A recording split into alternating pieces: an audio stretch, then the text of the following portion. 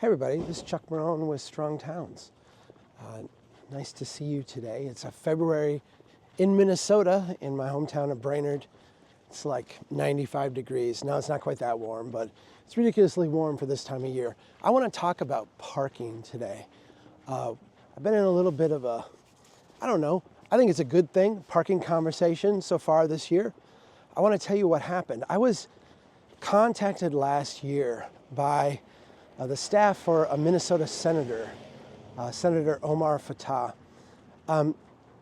They were proposing a statewide parking mandate ban, basically ban local governments from passing statewide parking mandates.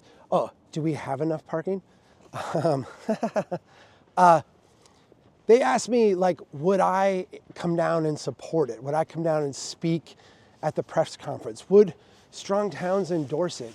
And my first reaction was, nah, man, we don't do that stuff. We don't get involved in these things. I don't do politics. I don't do lobbying. Years ago, I was asked by different legislators from different states to help out with bills. I got to tell you what, I felt like I was just free labor for these people, doing research for them, putting stuff together for them, writing things, writing it from my perspective, right? So writing it from a Strong Towns point of view, it took me a few months to figure out in each of these cases that these were politicians. They were doing political things. I'm not political. I don't think that way. And so this was just a huge waste of my time. My gut reaction in this case is, this is a waste of my time. They sent me the bill. I got to tell you, I couldn't have written a better bill. I really couldn't. The bill says, basically, it's like 2 paragraphs, and it says no city in Minnesota shall have any law or ordinance that mandates that private property owners build parking. I'm not a big guy on state preemption. I generally think state preemption's the wrong way to go. I think cities need to do a lot of this stuff themselves. But parking is one of those things where there's a lot of transaction costs at local level. There's a lot of kind of political transaction costs, social transaction costs. I've gone through a number of these where I was on the parking commission here in Brainerd, and we worked for a year and a half. We came up with a really good plan, a really good approach. At the last minute, 2 developers came in, raised a huge stink, got in the paper. They were, accusing the city council of being anti-business, anti-growth, anti-jobs, and everything we did kind of got thrown out and watered down. There's a high transaction cost, and every city, it's like there's a handful of truly universal things. Repealing your parking mandates is one of them. And so I looked at this bill. I talked to my bosses. I talked to our board. And I said, what do you guys think? And they said, let's go for it. Let's do it. And so I went down to the Capitol.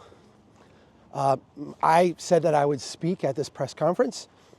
Senator Omar, and I hope I'm saying his last name right. I don't say it wrong out of disrespect. Maybe I say it wrong out of ignorance or having a Minnesota tongue.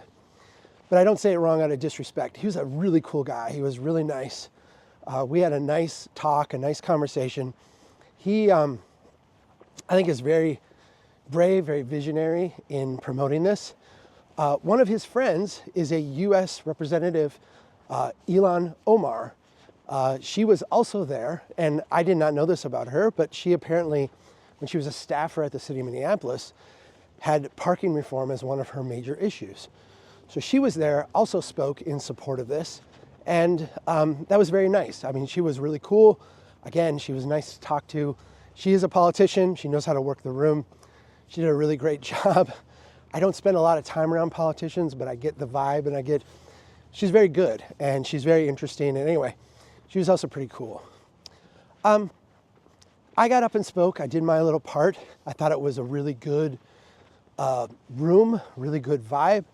Obviously, the legislation is really good. I said a bunch of things that I am proud of saying, but probably the most important thing I said, because I was invited down. I mean, let's be frank. I was invited down because I'm not some lefty progressive, right? Everybody there was kind of about affordable housing, which I'm for affordable housing, but the bill itself is called People Over Parking.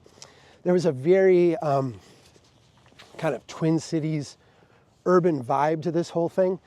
And I was brought down and asked to speak because that's not me, that's not my scene.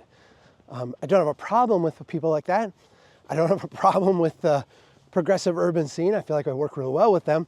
But I mean, look, I'm kind of a small town fiscal conservative dude. They wanted me to come down and give like a different perspective. And I got up and I did. And I think the one thing that I've been the most widely quoted on and probably the most proud of is I said, and I'll say it to you here now, I will stand with anybody who wants to eliminate parking mandates. If you are about eliminating parking mandates, I don't care if you are a Democrat, I don't care if you're a Republican, I don't care if you're progressive, if you're conservative, I don't care if you have red hair or purple hair, like I don't care, I don't care. If you are about eliminating parking mandates, I am going to stand with you. And so I was very proud to be able to go down and stand with these two Minnesotans, these two Minnesotan leaders who, if I'm quite frank and quite honest, probably like as a legislative agenda, I don't know how closely ours would line up, right? I'm not really a politically active person, but we would probably not vote on a lot of the same things. I don't really care. That doesn't matter to me. What matters to me is this very urgent reform. Parking mandates have our cities stuck, right? They hurt families, they hurt small businesses, they hurt entrepreneurship, they hurt churches and synagogues and mosques, they hurt community centers, they hurt school districts. They are kind of pseudoscience, stuff pulled out of nothing and then mandated and enforced by planning commissions, city councils, city staff that really, quite frankly, are using it as a way to kind of leverage power in negotiations around permitting, et cetera, et cetera. They're one of the worst things we've done in the suburban experiment, and universally, they need to go. So that's what I did. That's what we're part of. And I'm telling everybody watching this today, if your state, if you are opposing parking minimums and you've got legislation that is as simple as ours and you're ready to do it, let me know. I will come and stand with you.